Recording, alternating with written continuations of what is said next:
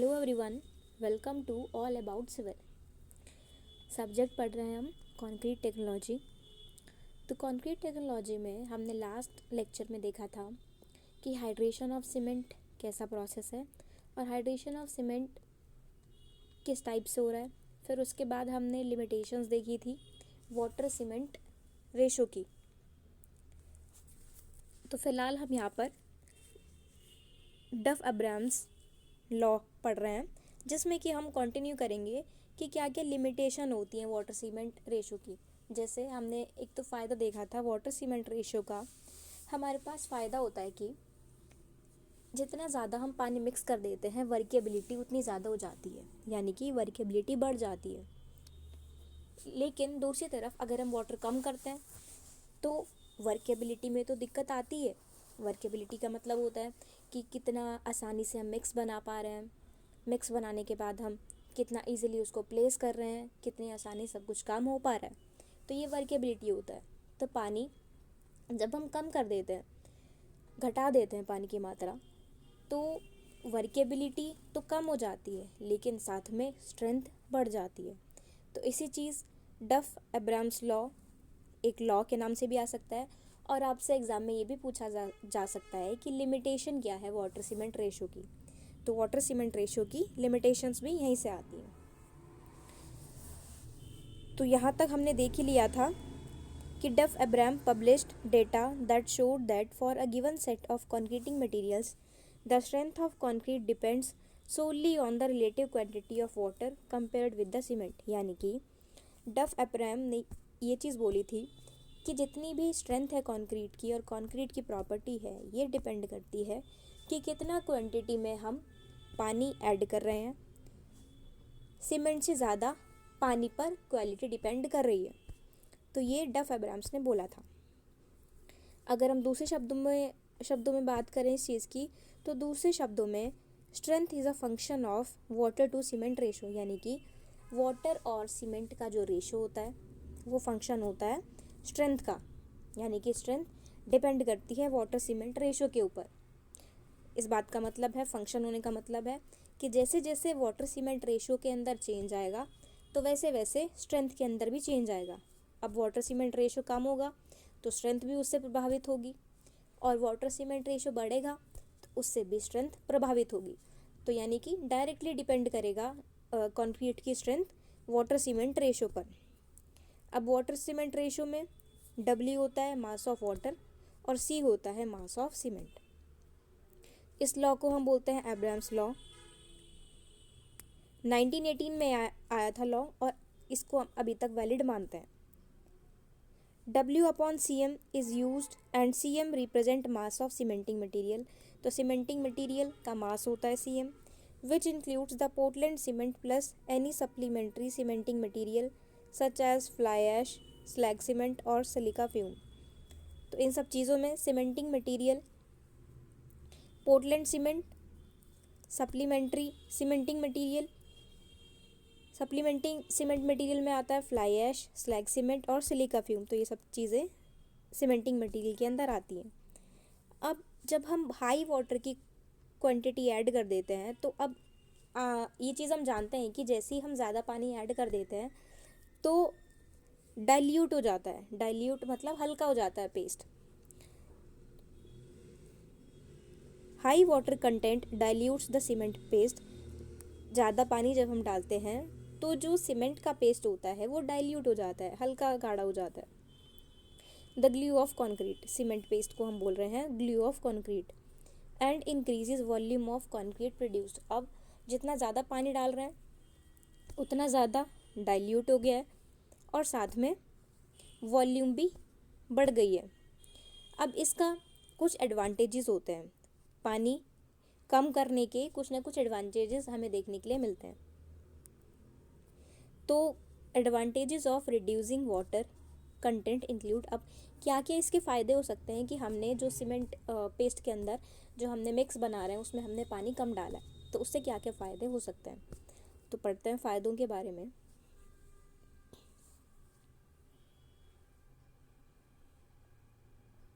सबसे पहला है हमारे पास increased compressive and flexural strength, अब जो कंप्रेसिव स्ट्रेंथ है और फ्लेक्सुरल स्ट्रेंथ है ये बढ़ जाते हैं। संपीड़न सामर्थ्य और फ्लेक्सुरल स्ट्रेंथ, फ्लेक्सुरल सामर्थ्य तो ये बढ़ जाते हैं अगर हम जितना भी पानी हमें यूज़ करना है वो पानी हमने कम यूज़ किया है।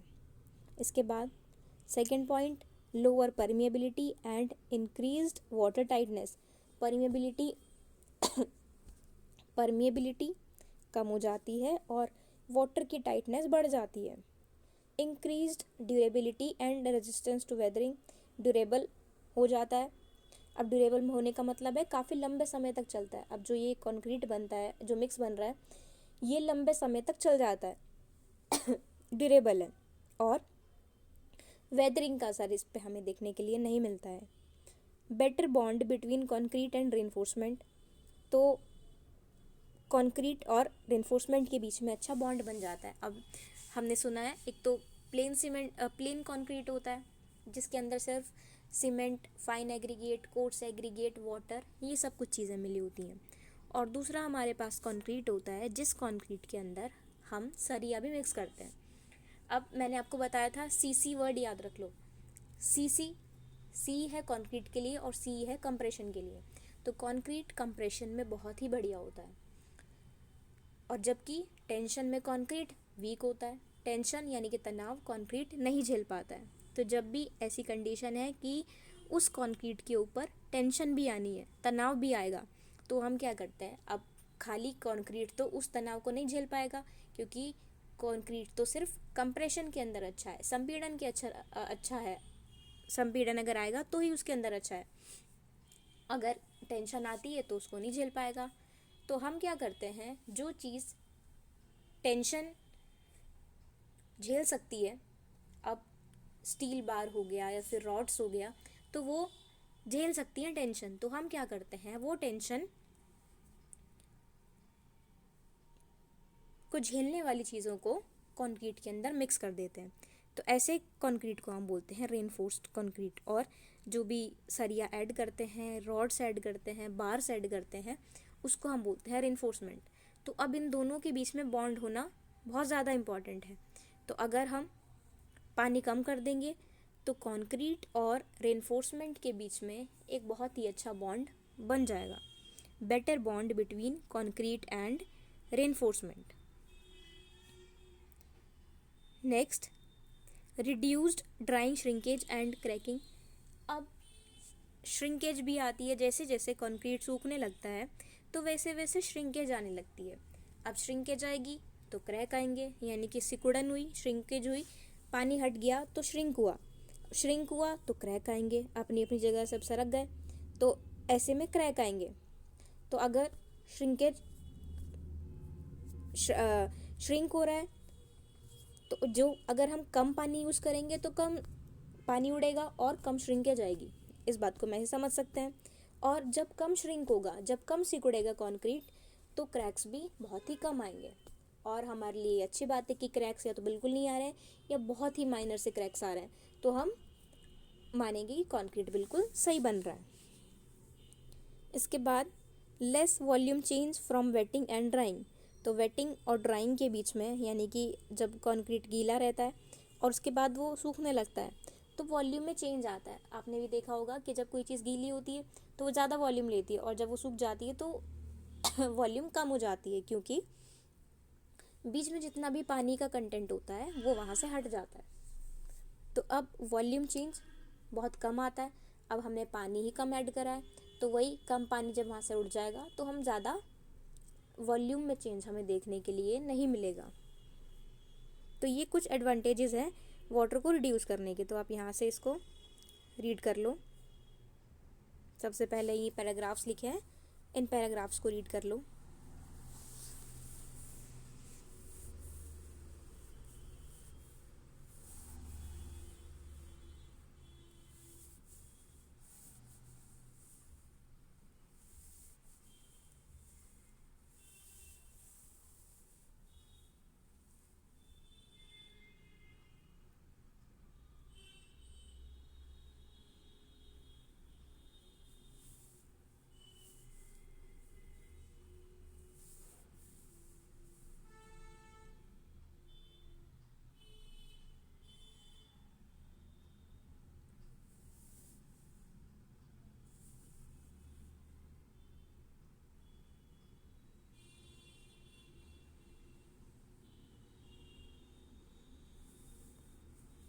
इसके बाद ये एडवांटेजेस कि अगर हमारे पास हमने कम वाटर कंटेंट को ऐड करा है तो हमें क्या क्या फ़ायदे हैं उसके, तो ये आप सब 1 2 3 4 5 6 पॉइंट्स हैं, तो इन 6 पॉइंट्स को भी आप यहाँ से रीड कर लो।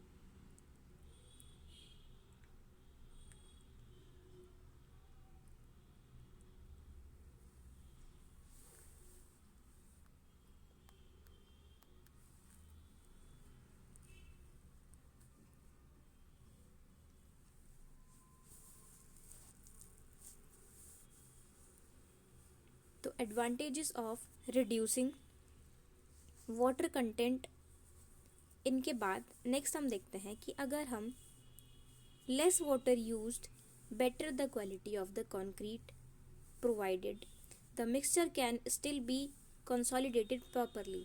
अगर हम कम पानी को यूज़ कर रहे हैं तो जितना कम पानी की क्वांटिटी को हम लेंगे उतना ही बेटर हमारी कंक्रीट की क्वालिटी बनेगी,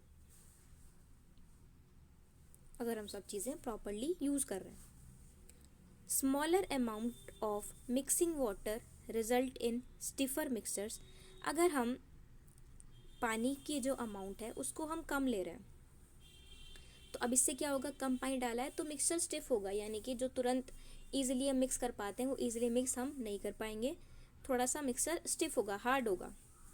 with vibration stiffer mixtures can be easily placed. तो हमें वाइब्रेशन करानी पड़ेगी और वाइब्रेशन से या वाइब्रेटर की मदद से जो ऐसे मिक्सचर होते हैं जो कि थोड़े से स्टिफ होते हैं पानी की कमी के कारण, तो वाइब्रेटर से वाइब्रेट करा के हम जो भी मिक्स बनाया है उसको आराम से प्लेस करा सकते हैं। प्लेस कराना मतलब जिस जगह पर हमको उसको पोर कराना है, जिस शेप में पोर कराना है वहाँ पर हम उसको पोर करा सकते हैं। 10 consolidation by vibration permits improvement in the quality of concrete. तो कंसोलिडेशन जो वाइब्रेशन से होता है इससे कंक्रीट की क्वालिटी इम्प्रूव हो जाती है, यानी कि कंक्रीट की क्वालिटी यहाँ से बेहतर हो जाती है। Reducing the water content of concrete and thereby reducing the W/cm। अगर हम वाटर कंटेंट कम कर रहे हैं कंक्रीट का तो अब इससे क्या होता है, W/cm का जो रेशो है ये W/cm का रेशो कम हो गया। तो इस रेशो के कम होने से क्या होता है, स्ट्रेंथ स्टिफनेस बढ़ जाती है। अब हमारे लिए तो अच्छी बात है कि स्टिफ होगा कंक्रीट, साथ में कंक्रीट के अंदर स्ट्रेंथ होगी, कंक्रीट के अंदर सामर्थ्य होगी और क्रीप काफ़ी कम हो जाएगा। The drawing shrinkage and associated risk of cracking will also be reduced. तो अब ड्राइंग श्रिंकेज जो होगी यानी कि सूखने के बाद जितना सिकुड़ेगा, और एसोसिएटेड रिस्क ऑफ क्रैकिंग यानी कि जितना भी क्रैक आने के खतरे थे ये भी चांसेस कम हो जाएंगे। तो concrete will have a lower permeability और इंक्रीज्ड वाटर टाइटनेस। अब परमिएबल कंक्रीट नहीं रहेगा, वाटर टाइटनेस उसमें काफ़ी बढ़ जाएगी, वाटर को अपने अंदर से पास नहीं होने देगा। The lower water to cementitious materials ratio also improves the bond between the concrete and embedded steel reinforcement. तो अगर हम लोअर वाटर ऐड कर रहे हैं यानी कि कम पानी ऐड कर रहे हैं सीमेंशियस मटेरियल के अंदर, जिसमें हम सीमेंट के साथ फ्लाई ऐश ये सब चीज़ें मिक्स कर रहे थे, तो अब इससे क्या होगा, ये करने से हमारा बॉन्ड भी जो बीच का बॉन्ड है कंक्रीट और स्टील का, स्टील के रेनफोर्समेंट का, ये बॉन्ड भी यहाँ से बेहतर हो जाता है। तो आप यहाँ से ये सब पॉइंट्स भी रीड कर लो।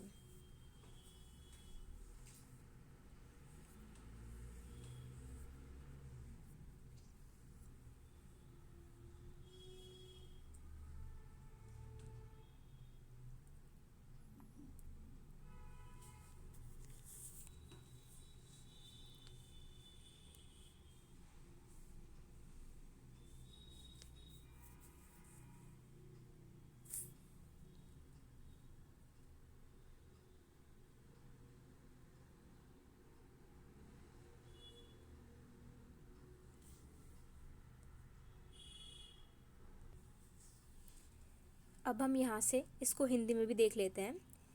इस टॉपिक के बाद हमारी 3rd unit water cement ratio complete है।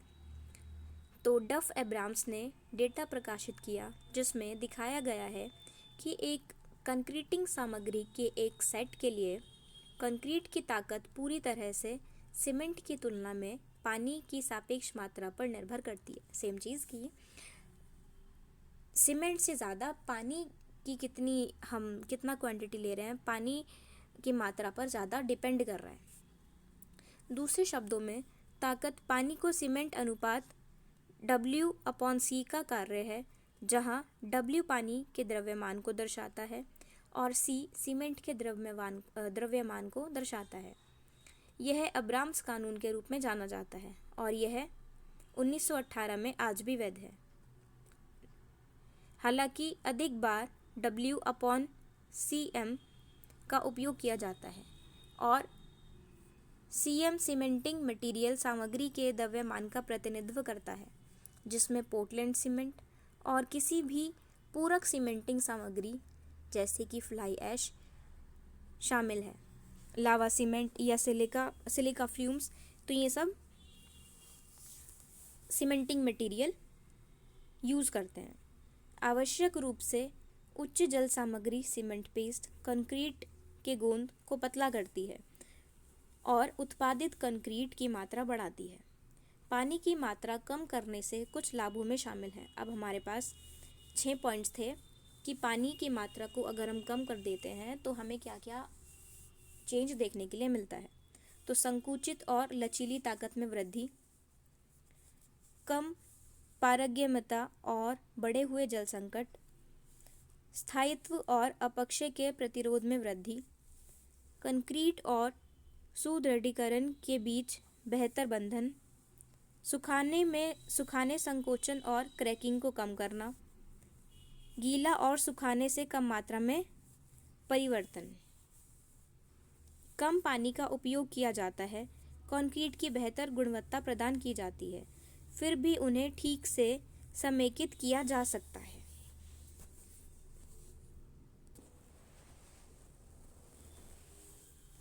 कम पानी का उपयोग किया जाता है, कंक्रीट की बेहतर गुणवत्ता प्रदान की जाती है, फिर भी उन्हें ठीक से समेकित किया जा सकता है। मिश्रण के पानी की कम मात्रा में स्टीफर मिश्रण का परिणाम है। कंपन के साथ, यानी कि वाइब्रेटर को हम इस्तेमाल करके प्रॉपर प्लेसिंग करा सकते हैं, ढंग से प्लेसिंग करा सकते हैं और हमें दिक्कत नहीं देखने को मिलेगी वर्केबिलिटी की। जहाँ हमें दिक्कत थी हम उसको वहाँ से हैंडल कर सकते हैं। कंक्रीट की जल सामग्री को कम करना, इस तरह W/CM को कम करना, बढ़ती ताकत और कठोरता और कम रेगनकी और क्रीप कम हो जाता है सबसे। सूखने वाले संकोचन और क्रैकिंग के जुड़े जोखिम को भी कम किया जाएगा। कंक्रीट में कम पारगम्यता या बढ़ी हुई पानी की जकड़न होगी, जो इसे अपक्षय के लिए अधिक प्रतिरोधी और आक्रामक रसायनों की कार्रवाई के लिए प्रस्तुत करेगा। सीमेंट सामग्री के अनुपात में कम पानी भी कंक्रीट और एम्बेडेड स्टील के सुदृढ़ीकरण के बीच के बंधन को बेहतर करता है। सब चीज़ें हमने यहाँ से हिंदी में भी देख ली हैं। तो अगर हम स्ट्रेंथ की बात कर रहे हैं, तो स्ट्रेंथ की बात अगर हम करें तो अगर हम पानी कम ऐड कर रहे हैं, जैसे कि हमने अभी ये सारे पॉइंट्स देखे हैं, तो अगर हम स्ट्रेंथ की बात करते हैं कि स्ट्रेंथ कब बेहतर होगी, वाटर सीमेंट रेशियो का स्ट्रेंथ पर क्या फ़र्क पड़ रहा है, तो ये हम पहले से ही पढ़ चुके हैं कि अगर हम पानी को कम कर रहे हैं तो पानी को कम करने से कंक्रीट की स्ट्रेंथ बढ़ रही है, फ्लेक्सुरल स्ट्रेंथ बढ़ रही है, कंप्रेसिव स्ट्रेंथ बढ़ रही है, क्रीप कम आ रहा है। यानी कि हमने सारे फ़ायदे देखे हैं कि अगर हम पानी को कम रख रहे हैं, ज़्यादा पानी की मात्रा नहीं मिला रहे हैं, लेकिन अगर हम पानी की मात्रा ज़्यादा मिलाते हैं तो इससे हमारी वर्केबिलिटी तो सही हो जाती है, यानी कि काम करने का तरीका तो आसान ही रहता है। लेकिन कंक्रीट की सामर्थ्य, यहाँ से कंक्रीट की स्ट्रेंथ पर काफ़ी ज़्यादा असर हो जाता है, कंक्रीट पर हम असर देख सकते हैं।